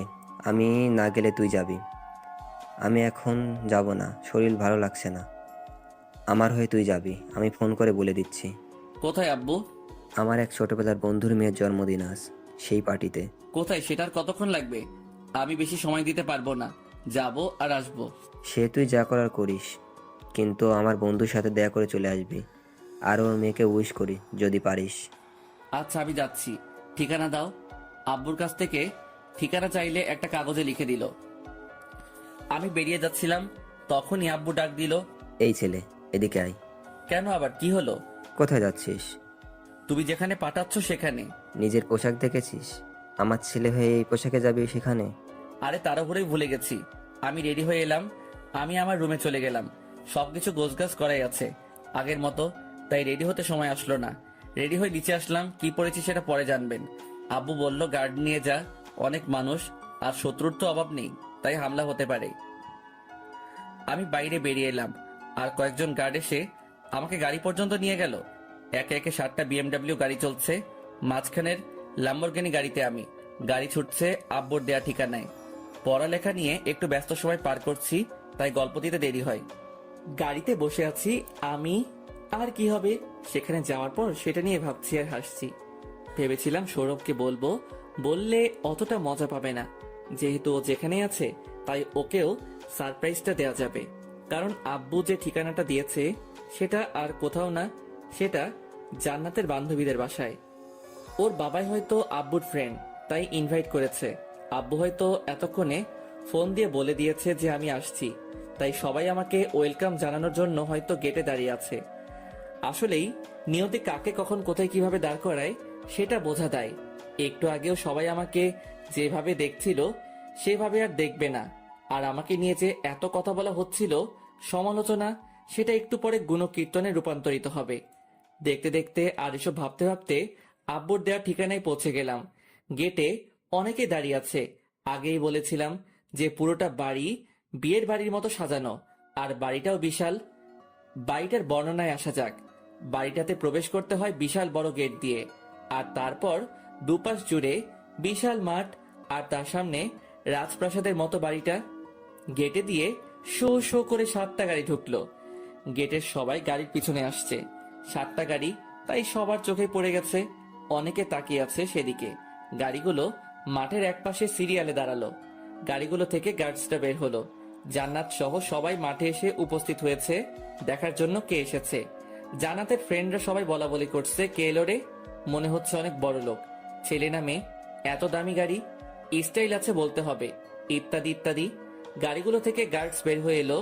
একে একে সব কয়টাকে কোরিয়ান বডিগার্ড মনে হচ্ছে। বডিগার্ডদের দেখলে যে কেউ ক্রাশ খাবে। সবাই উৎসুকভাবে ল্যাম্বরগিনি গাড়ির দিকে তাকিয়ে আছে। এটা দেখার জন্য যে কেউ বের হয়ে গাড়ি থেকে কে আছে গাড়িতে পার্টি লাইট সব গাড়ির দিকে ফোকাস করা, ডিজে গান বাজানো বন্ধ করে দিয়েছে। সবার মনোযোগ এখন গাড়ির দিকে। গাড়ি থেকে আমি বাইরের সবটা দেখছি। আমার খুব হাসি পাচ্ছিল, মনে হচ্ছিল হেসে হেসে মাটিতে গড়াগড়ি খাই। জান্নাতের বান্ধবী ও বন্ধু সহ সবার মুখ হা হয়ে রয়েছে। এত বড় করে হা করেছে যেন আস্ত একটা টাইটানিক জাহাজ ঢুকে যাবে। গাড়ির দরজা খুলে দিল। আমি হাতটা বের করলাম, গাড়ির দরজার উপরে রাখলাম, তারপর পা বের করলাম। সবাই তাকিয়ে আছে। এবার পুরোপুরি ভাবে সবার সামনে প্রকট হলাম। অনেকের মুখ বন্ধ হয়ে গেছে, ব্রেনটা কাজ করা বন্ধ করে দিয়েছে আমাকে দেখে। এরই মধ্যে জান্নাত তো ভ্যাবলার মতো তাকিয়ে আছে আমাকে দেখে। ক্রাশ খেয়েছে মনে হয় নতুন করে। আমি একেবারে নীল স্যুট, সাথে নীল প্যান্ট যেটা শার্টের সাথে সংযুক্ত, কালো সানগ্লাস আর স্টাইলিশ বুট, হাতে রোলেক্স করি। আরো স্টাইলিশ হওয়া যেত, কিন্তু এটাই মার্জিত স্টাইল। আমি পকেটে হাত ঢুকিয়ে হাঁটছি, আর পেছনে আর সামনে থেকে আমাকে ঘিরে রেখেছে বডিগার্ডরা। আমাকে দেখছে সব উৎসুক জনগণ। এখানে অনেক বড় বড় ভিআইপি উপস্থিত আছেন। সবাই আমার সাথে হাত মিলাতে আসলো, কারণ তারা যত বড় ভিআইপি হোক না কেন, আমি তাদের চেয়ে বড় ভিভিআইপি। গার্লসরা আমার আশেপাশে কাউকে ঘেঁষতে দিচ্ছে না। জান্নাত আমাকে দেখে অবাক হচ্ছে আর ভাবছে যে একে তো দেখতে একেবারে সাব্বিরের মতো, কিন্তু সাব্বির হঠাৎ এভাবে কি করে সম্ভব। সৌরভ আমাকে দেখে আমার দিকে এগিয়ে আসলো। গার্ডসরা ওকে চেনে তাই আসতে দিল। সৌরভ আমার সাথে কথা বলছে, এটা দেখে জান্নাত ভাবছে যে সৌরভ যেভাবে ওর সাথে কথা বলছে এভাবে তো সাব্বিরের সাথে কথা বলে, কিন্তু সাব্বির আসবে কোথা থেকে এখানে, আর এত দামি গাড়ি আর গার্ড পাবে কোথা থেকে। সৌরভ আর আমি কথা বলছিলাম। কি রে দোস্ত, এই বেশি হঠাৎ করে কি করে? হয় সব হয়। সৌরভকে সবটা খুলে বললাম। এর মধ্যে জান্নাত এসে উপস্থিত হলো, সাথে সাথে ওর বান্ধবীরাও। গার্ডরা ওদেরকে আটকে রেখেছে, আমার কাছে অনুমতি চাইছে। আমি শুধু জান্নাতকে ভেতরে ঢোকানোর কথা বললাম ইশারায়। জান্নাত আমার সামনে এসে দাঁড়ালো, চোখে অভিমান দেখতে পাচ্ছি। আমি এই দুনিয়ায় শুধু একজনেরই চোখ দেখে মনের কথা বলতে পারি, সেটা হলো জান্নাতের। কি হলো, এভাবে তাকিয়ে আছো কেন? তুমি এখানে এভাবে হঠাৎ করে, তাও আবার এই বেশে? এসব পরে শুনতে পারবে, অনেক বড় কাহিনী, বাসায় গিয়ে বলবো, কেমন? আচ্ছা, কিন্তু তুমি কে এটা একটু ক্লিয়ার করে বলবে? জান্নাতের কাঁধে হাত দিয়ে আমার বুকের সাথে চেপে, আমি তোমার স্বামী, হয়েছে? সেটা আমি জানি, সবাই জানে। যেটা সবাই জানে না সেটা বলো। শুনতে চাও? এসবি গ্রুপ অফ ইন্ডাস্ট্রি এর ফিউচার সিইও। জান্নাতের বান্ধবীরা সবাই সাইডে দাঁড়িয়েছিল। ওরা সবটা শুনতে পেল। মনে মনে অনেক লজ্জিত হলো এটা ভেবে যে কোথায় ওরা আর কোথায় আমি, আর ওরাই কিনা আমাকে অপমান করেছে একটু আগে। সবাই আমার কাছে ক্ষমা চাওয়ার জন্য আসলো, কিন্তু গার্ডসরা ওদের আমার কাছে ঘেঁষতে দিল না। আমি আর জান্নাত বাড়ির ভেতরে প্রবেশ করলাম। জান্নাতের ফ্রেন্ডের বাবা মানে আব্বুর বন্ধুর সাথে দেখা করতে যাচ্ছিলাম, কিন্তু উনি চলে এলেন। ওনার সাথে কতক্ষণ কথা বললাম। বাবা, তুমি তো একা আসবে শুনছিলাম, কিন্তু সাথে যে তোমার স্ত্রীকে নিয়ে আসবে সেটা বলনি কেন? আঙ্কেল, আমি একাই এসেছি। আমার ওয়াইফ আপনার মেয়ের বান্ধবী, তাই ও আগে চলে এসেছে। ও আচ্ছা বাবা, তাহলে তুমি পার্টি এনজয় করো, আর কোনো সমস্যা হলে আমাকে জানিও। আচ্ছা আঙ্কেল, এখানে বেশিক্ষণ থাকবো না, তাই জান্নাতের বান্ধবী লিনাকে উইশ করে চলে যাব। আমি সেদিকে অগ্রসর হলাম। আমি এগোচ্ছি আর চারপাশে গার্ডস। জান্নাতের বান্ধবীদের কাছে এলাম, গার্ডের হাত থেকে গিফটের প্যাকেটটা নিলাম, নিয়ে লিনাকে দিলাম। লিনা গিফটটা খুললো, ভেতরে একটা ডায়মন্ড নেকলেস। লিনা সহ সবাই সেটা দেখে প্রশংসা করছে। লিনা সহ বাকিদের বলছি, কখনো কারো চেহারা আর পোশাক দেখে তার যোগ্যতা বিচার করবেন না। এমনও হতে পারে যে সে এমন কিছু করলো যে মুখ দেখাতেই লজ্জা করবে। বাই আমাকে সরি বলতে লাগলো। আমি সেটা পাত্তা না দিয়ে চলে আসলাম। বাইরে পেছনে জানাতো আসলো। সৌরভ আর হাফসা বাইরে দাঁড়িয়ে আছে। পার্টি শেষ হওয়ার আগে আমি চলে যাব। জান্নাতকে, সৌরভকে সহ হাফসাকে গাড়িতে নিয়ে বসালাম। গাড়িগুলো এক এক করে বেরিয়ে যেতে লাগলো। সবাই সেদিকে তাকিয়ে রইলো। যেভাবে সবাইকে তাক লাগিয়ে প্রবেশ করেছিলাম সেভাবে চলে যাচ্ছি। জান্নাত আমার পাশে বসে আছে, পেছনের গাড়িতে সৌরভ আর হাফসা। ড্রাইভার গাড়ি চালাচ্ছে। কোথায় যাচ্ছি সেটা জান্নাত জানে না। এই, তুমি কোথায় নিয়ে যাচ্ছ একটু বলবে? আমার বাড়ি। তোমার বাড়ি মানে? কেন, আমার বাড়ি থাকতে পারে না? থাকতে পারে, কিন্তু তোমার সবটা আমার কাছে রহস্যময় লাগছে। তুমি নিজেকে সেই দিন এতিম বললে, আমরা জানতাম তোমার তেমন কিছুই নেই। আজ হঠাৎ এত কিছু দেখে আমার তো মাথা এখনো হ্যাং হয়ে আছে। একটু পরে তোমার সব ডাউট ক্লিয়ার হয়ে যাবে। কিন্তু কিভাবে? তুমি তো কিছুই বলছো না। বলবো না, দেখাবো। গাড়িগুলো একে একে আমাদের প্যালেসে ঢুকলো। এটা আমার বাড়ির নাম। জান্নাত চারিদিকে তাকিয়ে বাড়িটা দেখছে। ওদের বাড়ি থেকে অনেক বড় আর অনেক সুন্দর। বাড়িটার সাইডে বিশাল পার্কিং লট, তার পাশে মাঠ আর তার সাথে গ্রিন হাউস, আর সবার সামনে বিশাল বাড়ি। গাড়িগুলো পার্কিং এ প্রবেশ করাতে বললাম গার্ডদের। আমি জান্নাতের হাত ধরে ওকে গাড়ি থেকে নামালাম। আমি জান্নাতকে নিয়ে বাড়িতে প্রবেশ করছি, আর পিছনে সৌরভ আর হাফসা সৌরভকে আমার ব্যাপারে জিজ্ঞেস করছে। বাড়িতে প্রবেশ করে কাউকে দেখতে পেলাম না। রাত 9:30 বাজে। এই টাইমে সবাই ডিনার করতে আসে, তাই সবাইকে ডাকলাম। সবাইকে বলতে আব্বুকে আর আম্মুকে। মাকে ফাইজা রোলিং চেয়ারে বসিয়ে নিয়ে এলো, আমার ডাকে না। সবাই এই টাইমে খেতে আসে, আমি না ডাকলেও চলে আসতো। আমাদের বাড়ির আবার একটা নিয়ম আছে যে সবার একসাথে খাবার খাওয়া। আমার ডাকে কিছুক্ষণের ভেতর বাড়ির বাকি সবাই বেরিয়ে এলো। চাচা চাচি আর খালা এসেছিল মায়ের অসুস্থতার খবর পেয়ে। সাথে রিমঝিমকেও দেখতে পেলাম। রিমঝিমকে দেখে পুরনো সব ঘটনাগুলো মনে পড়ে গেল। যেতে মন চাইতেছিল কয়েকটা থাপ্পড় বসাই। আমি রিমঝিমের দিকে অগ্নি দৃষ্টিতে তাকিয়ে রইলাম।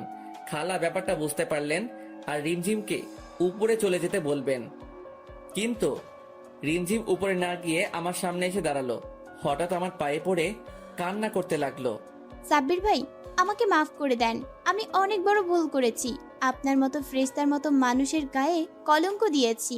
ভাই, আমাকে মাফ করে দেন। আপনি চাইলে আমাকে যে কোনো শাস্তি দিতে পারেন। আমি ওই দিন অনিকের ভয়ে সবটা মিথ্যা বলেছিলাম। হঠাৎ এমনটা হবে আমি ভাবতে পারিনি, কিন্তু ঘটনার আকস্মিকতায় আমি পাথরের মতো দাঁড়িয়ে আছি। আমার চোখ বেয়ে টপ টপ করে পানি পড়তে লাগলো। ব্যাপারটা এমনই, উদাহরণস্বরূপ আপনার সামনে একটা ছোট্ট বাচ্চা পড়ে গিয়ে বা যে কোনোভাবে ব্যথা পেল, সে ততক্ষণ পর্যন্ত কাঁদবে না যতক্ষণ কেউ তার ব্যথায় ব্যথিত হচ্ছে। যেমন কেউ এসে বা দেখতে পেয়ে বলল যে আহারে কতটা লেগেছে, খুব ব্যথা পেয়েছিস না, আয় ওষুধ লাগিয়ে দিচ্ছি। আর যদিও কাঁদে, সীমিত আকারের কাঁদবে, কিন্তু যখনই আপনি বা কেউ তাকে সান্ত্বনা দিতে যাবেন, তার ব্যথাটা বা কষ্টটা অনুভব করে তার ব্যথায় ব্যথিত হবেন, তখন দেখবেন সে আর কান্না থামিয়ে রাখতে পারবে না। আমার ক্ষেত্রেও একই ঘটনা ঘটেছে। আমি জান্নাতের হাত ধরে কাঁদছি, জান্নাত আমাকে সান্ত্বনা দিতে লাগলো। আমি বাচ্চাদের মতো ওর কাঁধে মাথা দিয়ে কাঁদতে লাগলাম। একদম কাঁদবে না, বাচ্চাদের মতো কাঁদছে দেখো। আমার চোখের পানি মুছে দিচ্ছে। সবাই এতক্ষণ খেয়াল করেনি যে আমার পাশে একটা মেয়ে দাঁড়িয়ে আছে, কিন্তু এখন হয়তো সবাই দেখতে পেয়েছে জান্নাতকে। বাবা, তোর সাথে মেয়েটা কে দাঁড়িয়ে আছে রে? আমি যা ভেবেছিলাম তাই হলো। এখন জান্নাত পর্ব শুরু হবে। স্টার জলসার মতো জান্নাতের পরিচয় দিতে হবে আমাকে, এটাই সবচেয়ে ভালো সুযোগ। সবাই একসাথেই আছে। এই মেয়েটিকে সবাই জানতে চাও? আমি সবার উদ্দেশ্যে সবাই হ্যাঁ সূচক মাথা নাড়ালো। তোর বলতে হবে না, আমিই বলছি। কে এই মেয়ে? তুমি জানো ও কে? বৌমা। মায়ের এই কথা শুনে আমার থোতাজি এক হাত নিচে নেমে গেছে। জান্নাত যে আমার বউ সেটা আমি আর সৌরভ ছাড়া কেউ জানে না। আমি যে বিয়ে করেছি সেটাই কেউ জানে না। তাহলে মা জানলো কিভাবে? আমার মতো সবাই অবাক হয়েছে। আমি হয়েছি শকে, আর সবাই হয়েছে সারপ্রাইজে। বাড়ির সবাই জান্নাতের দিকে তাকিয়ে আছে, এমন ভাবে জান্নাতকে দেখছে যেন জান্নাত কোরবানির গরু আর আমরা হাটে এসেছি গরু কিনতে। জান্নাত আমার হাত ধরে আছে, ঘামছে। মা, ও মা, তুমি তো আমার সারপ্রাইজে 12টা থুকু 13টা বাজিয়ে দিয়েছো, কিন্তু আগে এটা বলো যে জান্নাত যে আমার বউ সেটা কিভাবে জানতে পারলে? আরে সব সৌরভের কারসাজি। তুই যে বিয়ে করেছিস, কোথায় ছিলি? আমাকে সৌরভ বলেছে। আমি ওই দিন জান্নাতকে দেখতে যাই, অনেকক্ষণ কথা বলি, পরে তার আসল পরিচয় বলে দেয়। জান্নাত তো কয়েক হাজার ভোল্টের শক খেয়েছিল এই কথা শুনে। মায়ের এই কথা শুনে আমি জান্নাতের আর সৌরভের দিকে তাকালাম। জান্নাত মাথা নিচু করে দাঁড়িয়ে আছে। সৌরভ ঘেমে একাকার হয়ে গেছে, মুখে কোন রকম একটা মলিন হাসি দিল। ওর এমন অবস্থা যেন ছেড়ে দেবা কেঁদে বাঁচি। সৌরভ বাবু, তুমি কিছু খাইছো? বাবু, অনেক কিছুই খাইছি।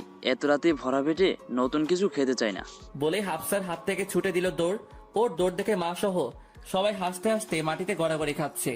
এইবার নেক্সট টার্গেট জান্নাত। রোবটের মতো কল্লা ঘুরিয়ে জান্নাতের দিকে তাকালাম।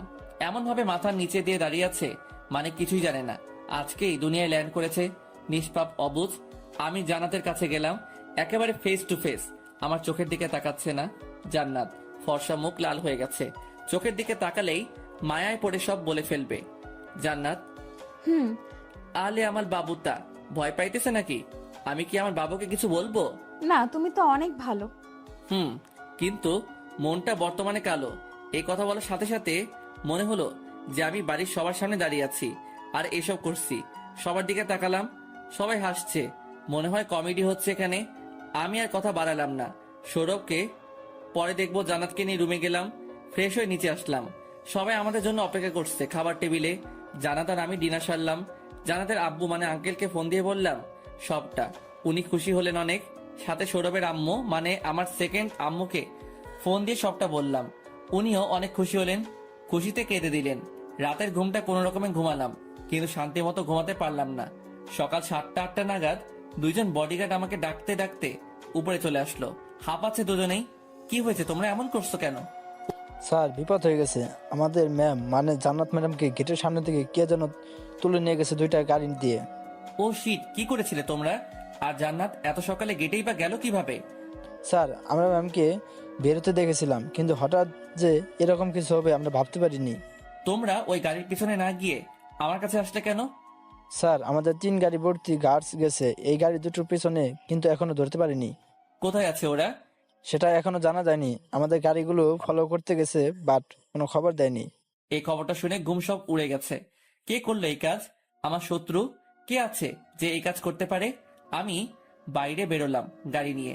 আমার আরো 8টা গাড়ি আছে, সব কয়টা ভর্তি গার্ডস নিলাম। পুরো শহরে খোঁজ চালাতে লাগলাম, কিন্তু পাচ্ছিলাম না। আমার শত্রু বলতে কেবল একজনই ছিল, অনেক। কিন্তু অনেক কি এতটাই নিচ যে এই কাজ করবে? না, আমার মাথা কাজ করছে না, সব ধোঁয়াশা ধোঁয়াশা লাগছে। আমি জান্নাতকে হারাতে পারবো না। ওকে যে কোনো মূল্যে আমার বাঁচাতেই হবে, আর যত তাড়াতাড়ি পারি। অনেকের নাম্বারে ফোন লাগালাম, ফোন বন্ধ। এখন ওকে সন্দেহ হচ্ছে আমার। ওকে আজ পেলে জ্যান্ত পুঁতে ফেলবো। বিকেল গড়িয়ে সন্ধ্যা হয়ে গেছে, জান্নাতের কোনো খোঁজ পাইনি। বাড়ির কেউ জানে না যে জান্নাত নিখোঁজ। আমি বলিনি, কারণ টেনশন করবে। আমাদের 2টা চোখ, 8টা মোট 10টা গাড়ি জান্নাতের খোঁজে আছে, কিন্তু এখনো আমি কোনো খবর পাচ্ছি না। 2টা গাড়ি কোথায় গেল এখনো কোনো আপডেট দিচ্ছে না। হঠাৎ ফোনে একটা মিস কল আসলো, তারপর একটা মেসেজে লেখা যে জান্নাতকে বাঁচাতে চাইলে শহরের বাইরের পরিত্যক্ত স্টেডিয়ামে চলে আয় দ্রুত। এই মেসেজটা দেখে মনে একটু শান্তি পেলাম যে জান্নাত এখনো বেঁচে আছে। আমি গার্ডদের গাড়ি ছোটাতে বললাম। গাড়িগুলো মিনিট 35-এর ভেতর উক্ত ঠিকানায় পৌঁছে গেল। আমি গাড়ি থেকে নামলাম। গার্ডরা চারিদিকে থেকে স্টেডিয়ামটা ঘিরে ধরলো, সব গেটে গেটে দাঁড়ালো। আমার সাথে 30 জন গার্ড। আমি স্টেডিয়ামে প্রবেশ করলাম। একটা পুরনো ফ্যাক্টরির মতো দেখতে পেলাম, কিন্তু স্টেডিয়ামে ফ্যাক্টরি কেমন যেন না আজব। একটা ভাঙা জানালা দিয়ে দেখতে পেলাম যে জান্নাতকে একটা পিলারের সাথে বেঁধে রাখা হয়েছে, আর অনেকগুলো লোক দেখতে পেলাম। আমি একটু নড়তে গেলে অনেক জোরে সাউন্ড হলো। সবাই আওয়াজের উৎস খোঁজার জন্য আমাদের দিকে অগ্রসর হলো। আমি আর দেরি না করে ভেতরে ঢুকে পড়লাম। যা হয় হবে, মরবো না হয় বাঁচবো। আরে আরে, আমাদের মাস্টারমাইন্ড চলে এসেছে যে, কিন্তু এতক্ষণ সময় লাগলো যে? একটা লম্বা চুলওয়ালা লিডার টাইপ লোককে। আপনি বলুন তো, আর আমার স্ত্রীকে কেন তুলে এনেছেন? ও, আপনিই তাহলে জামাইবাবু, সব নষ্টের মূল। আরে আপনি কে সেটা বলুন তো, আর কি চান? ও, আমাকে ভুলে গেছো? আমি সেই ডন যার হাত থেকে এই মেয়েকে বাঁচিয়ে নিয়ে এসেছো। সবটা এবার পরিষ্কার। এই সবের পেছনে ডন ল্যান্ড মাফিয়া যে জান্নাতকে ওর বিয়ের দিন কিডন্যাপ করেছিল তার হাত। কিন্তু আমাকে মেসেজ করলো কে? আর আমার আরো 2 গাড়ি গার্ডসটা কোথায়? চিনেছি, কিন্তু কি চাই আপনার সেটা বলুন, আর এখান থেকে ফুটুন। আমার যা চাই তা তো আমি নিবই, সাথে তোমার আর এই মেয়ের সব সম্পত্তিও নিব। এত সোজা? আইনে বেশি চালাকি করবি না। চালাকি করবি, ওই যে তোর গার্ড দেখছিস, ওদের মতো হাল করব। এই কথাটা বলেই একদিকে ইশারা করলো। তাকিয়ে দেখলাম ওই 2 গাড়ির গার্ডরা রক্তাক্ত অবস্থায় পড়ে আছে। দেখ ভাই, তোর যা চাই তাই দেব, কিন্তু প্লিজ ওকে কিছু করিস না। এই তো ভদ্র ছেলের মতো কথাবার্তা। নে, এইবার এই কাগজটায় সাইন করে দে। আমি একবার জান্নাতের দিকে তাকালাম, আর একবার দলিলে, কিন্তু আমার কাছে আমার ভালোবাসাই বেশি দামি, তাই সাইন করে দিলাম। নে ভাই, সাইন করে দিয়েছি, এবার ওকে ছেড়ে দে। সেটা সম্ভব না। আমার ছোট ভাইয়ের ওকে পছন্দ হয়েছে, কয়েকদিন ওর সাথে মাস্তি করুক, তারপর ওকে নিয়ে যাস। এই কথা বলার সাথে সাথে মাথায় রক্ত উঠে গেল। কুত্তার বাচ্চা, তোর সাহস কি করে হয় এই কথা বলার? তোর জিব্বা কেটে কুত্তাকে খাওয়াবো। আমি আমার গার্ডসদের ফায়ার করতে বললাম। তুমুল মারামারি চলছে, গোলাগুলি, ওই মাফিয়ার লোকজনই মারা যাচ্ছে। কিন্তু কিছুক্ষণের জন্য মাফিয়া উদাও হয়ে গেল, আমি কোথাও দেখতে পেলাম না। তখন উপর থেকে দেখতে পেলাম ওই লোকগুলি চালাচ্ছে। আমি জান্নাতকে আগলে ধরলাম, কিন্তু তবুও গুলি চলছে। আমার হাতের পেশিতে একটা গুলি লাগলো, আমি মাটিতে পড়ে গেলাম। উঠে দাঁড়িয়ে জান্নাতকে প্রোটেকশন দিচ্ছিলাম, তখনই আবার একটা গুলি চললো। কিন্তু গুলিটার সামনে জান্নাত চলে এলো, আর আমি জান্নাত বলে চিৎকার দিলাম। সব যেন স্লো মোশন হয়ে গেছে, কিন্তু গুলিটা জান্নাতে লাগলো না, লাগলো আরেকজনের গায়ে। আমি ভাবতেও পারিনি এমন কিছু হবে। আমার উদ্দেশ্যে চালানো গুলিটা জান্নাত নিজের গায়ে নিতে গেলে অনেক মাঝখানে এসে পড়ে, আর গুলিটা ওর বুকের ডান পাশে লাগে। আমার গার্ডরা ওই ডনকে গুলি করে দেয়। আমি অনেকের কাছে গেলাম, কিরে তুই মাঝখানে এলি কেন? কিন্তু তাই বলে নিজের জীবন দিয়ে? আরে সেসব পরে হবে, আমি তোকে মাফ করে দিছি। গার্ডস, পুলিশে খবর দাও আর গাড়ি বের করো, ওকে হাসপাতালে নিতে হবে। আমি অনেককে হাসপাতালে নিয়ে গেলাম, অনেকটা রক্ত পড়ে গেছে, তাই এক ব্যাগ রক্ত দিলাম। ডাক্তার অপারেশন থিয়েটারে গেছে, আর আমরা মানে বাড়ির সবাই বাইরে বসে আছি। বাইরে বসে বসে ভাবছি যে কি থেকে কি হয়ে গেল। ডাক্তার বলে গেছে যে অনেকের অবস্থা অনেক ক্রিটিক্যাল। রিমঝিম বাইরে বসে কান্না করছে, কোলে ওর ছেলেটাকে দেখে অনেক মায়া হচ্ছে। ডাক্তার অপারেশন থিয়েটার থেকে বের হলো, সবার মাঝে টান টান উত্তেজনা। অনেকের কিছু হয়নি তো? আসলে গুলিটা একটুর জন্য ওর ফুসফুসে আঘাত করিনি, না হলে বাঁচাতে পারতাম না। এর মানে সব ঠিক আছে? আলহামদুলিল্লাহ, আমি নিশ্চিত হলাম অনেকের মৃত্যুর বোঝা আমায় আর মাথায় নিয়ে ঘুরে বেড়াতে হবে না। অনেককে কেউ এখনো দেখতে যায়নি, সবাই আমার দিকে তাকিয়ে আছে। আমি ওকে ক্ষমা করেছি কিনা সেটা জানতে চাইছে। আমি কেবিনে প্রবেশ করলাম, আমার পেছনে আরো কয়েকজন ডাক্তার বেশি কোলাহল করতে মানা করেছে। অনেকের জ্ঞান ফিরেছে, ও আবার আমার কাছে মাপ চাইতে লাগলো আগের মতো। এইবার আমি আর মাফ না করে পারলাম না, ওকে মাফ করে দিলাম। এই ঘটনায় বাড়িতে আবার খুশির আমেজ তৈরি হলো। অনেক আগের মতো নেই, আর অনেক বদলে গেছে, সবাই ওকে ক্ষমা করে দিয়েছে। এই ঘটনা কয়েক মাস পর সকালে জান্নাত মাথা ঘুরে পড়ে গেল। আমি অনেক চিন্তায় পড়ে গেলাম, ডাক্তার ডাকলাম। ডাক্তার বললেন যে মিষ্টি খাওয়াতে। আমি বুঝলাম না কি বলছে ডাক্তার। আম্মু বলল যে আমি বাবা হতে চলেছি।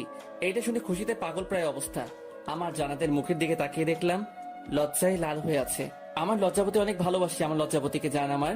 এই সৌরভ আর হাফসার বিয়ে দিয়ে দিয়েছি, ওরা অনেক সুখে আছে। আর আমার নামে যে ফ্যাক্টরিটা ছিল সেটা পুরোটা ওর নামে করে দিয়েছি। ও এখন আগের অবস্থায় ফিরে যাচ্ছে আস্তে আস্তে। সবটা যেন এরকমই থাকে, সুখে শান্তিতে, কেউ যেন কষ্টে না থাকে। সবাই সুখে থাকুক, ভালো থাকুক।